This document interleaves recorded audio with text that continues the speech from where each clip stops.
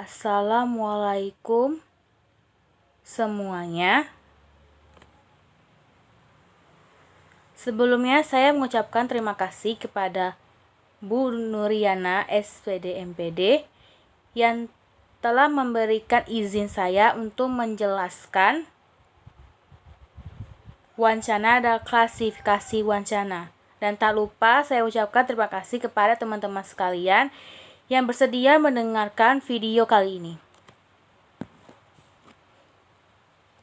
Kemudian, dengan nama saya Maulita Adinda dengan NIM 220404030, tanpa memperpanjang waktu, akan menjelaskan topik yang sangat penting dalam kajian linguistik, yaitu wancana dan klasifikasi wancana. Wancana bukan hanya sekedar kumpulan kalimat, melainkan identitas kompleks yang mencerminkan interaksi sosial dan konteks budaya. Wancana dapat didefinisikan sebagai suatu linguistik yang lebih besar daripada kalimat, yang mencakup lisan dan maupun tulisan, yang berfungsi untuk menyampaikan makna dalam konteks tertentu. Menurut Brown and Hill pada tahun 1983, wancana adalah satu unit komunikasi yang memiliki tujuan tertentu dan terkaitkan oleh konteks situasional.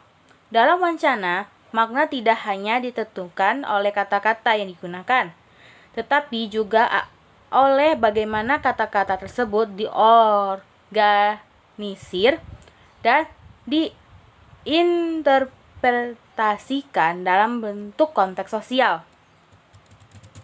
Kemudian, ada beberapa unsur wancana.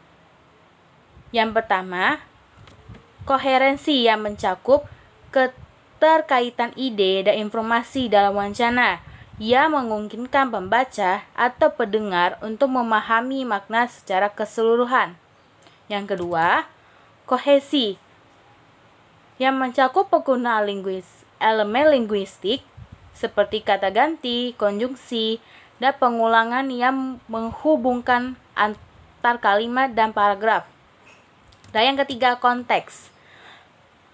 Konteks ini mencakup latar belakang institusional, budaya, dan sosial yang mempengaruhi bagaimana wancana diproduksi dan diterima oleh pembaca. Kemudian untuk klasifikasi wancana dapat dibagi menjadi beberapa. Yang pertama berdasarkan wancana komutatif, kedua berdasarkan media penyampaian, yang ketiga berdasarkan jenis dan gaya, dan yang terakhir teori wancana. Untuk berdasarkan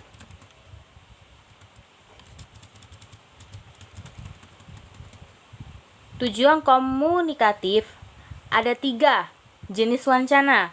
Yang pertama, wancana informasi. Wancana informasi bertujuan untuk menyampaikan fakta dan pengetahuan, contohnya di dalam laporan berita atau artikel ilmiah. Yang kedua, wancana persuasif. Wancana persuasif ini bertujuan untuk mempengaruhi sikap atau tindakan audiens, contohnya terdapat pada iklan atau pidato politik. Dan yang ketiga, wancana hiburan.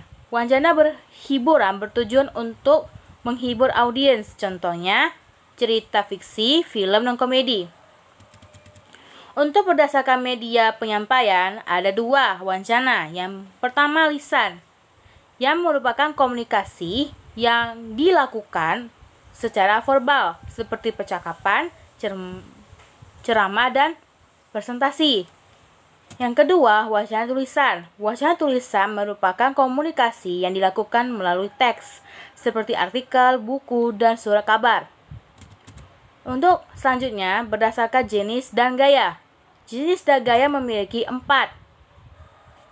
wancana. Yang pertama, naratif. Naratif merupakan suatu bentuk tulisan yang isinya menceritakan suatu peristiwa atau pengalaman dengan alur cerita yang jelas. Yang kedua, eksposisi.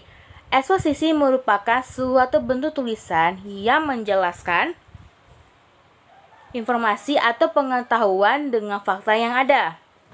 Selanjutnya, deskriptif. Deskriptif merupakan wacana yang isinya menggambarkan suatu objek, tempat, dan situasi dengan detail yang kaya. Dan yang terakhir, wacana argumentasi. Wacana argumentasi isinya menyampaikan argumen dan pendapat dengan dukungan bukti dan alasan yang logis. Kemudian, untuk teori wacana, ada 2 teori yang sering digunakan dalam materi wacana. Yang pertama, teori wacana kritis yang mengkaji bagaimana wacana mencerminkan dan membentuk kekuasaan dan masyarakat. Dan yang kedua, teori analisis wacana yang memfokuskan pada hubungan antar bahasa, kekuasaan, dan ideologi. Kemudian untuk penerapan klasifikasi ada 3. Yang pertama, wacana informasi, seperti artikel mengenai dampak perubahan iklim. Yang kedua, persuasif. Persuasif mencakup pidato seorang aktivis lingkungan yang mengajak masyarakat untuk berpartisipasi dalam aksi penghijauan. Dan yang ketiga, wacana naratif, seperti novel yang menceritakan perjalanan tokoh dalam menghadapi kehidupan. Setelah semua saya jelaskan secara singkat, maka wacana ini dapat disimpulkan adalah sebagai elemen fundamental dalam komunikasi yang mencerminkan interaksi sosial dan konteks budaya. Memahami klasifikasi wacana memungkinkan kita untuk lebih efektif dalam menyampaikan pesan dan berinteraksi dengan orang lain. Melalui pendekatan teoritis dan praktis, kita dapat mengaplikasikan pemahaman ini dalam berbagai bidang, seperti di bidang pendidikan dan non-pendidikan. Baiklah, hanya ini yang bisa saya sampaikan. Jika ada kesalahan dan kekurangan dalam perkataan saya, mohon dimaafkan. Saya akhiri. Assalamualaikum warahmatullahi wabarakatuh.